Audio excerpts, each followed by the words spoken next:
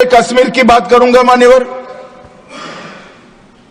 कश्मीर में हम सब जानते थे कि पड़ोसी देश से आए दिन आतंकवादी घुसते थे, यहां बम धमाके करते थे, हत्याएं करते थे। एक भी त्योहार ऐसा नहीं होता था जो चिंता के बगैर जाता था।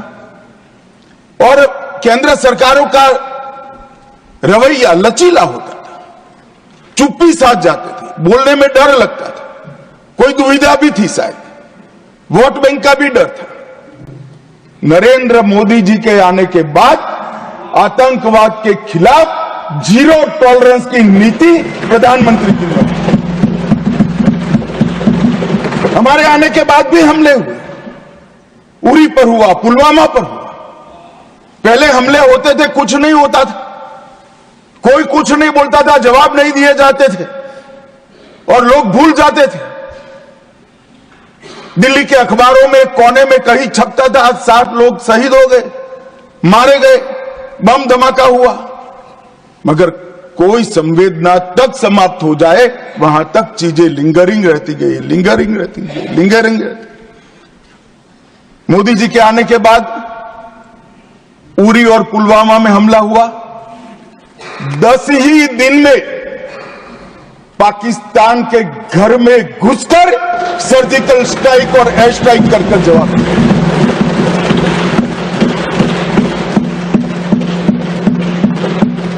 पूरे दुनिया में 2 ही देश ऐसे थे जो अपनी सीमा और सेना की सुरक्षा के लिए हमेशा सम्मान के साथ तत्पर रहते थे, इजराइल और अमेरिका।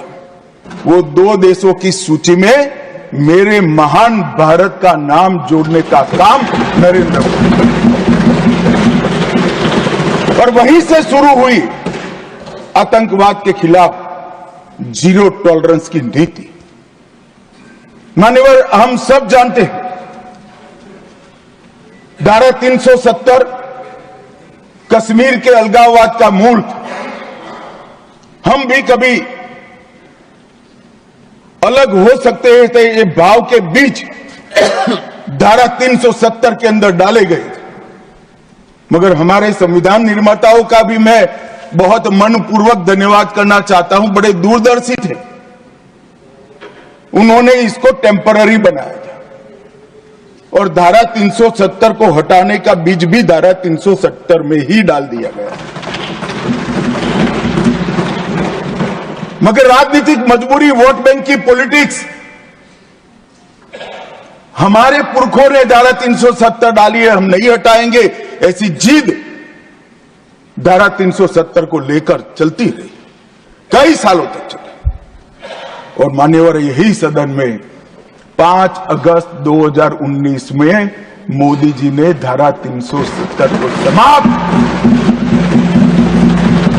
हमारे संविधान निर्माताओं का वो स्वप्न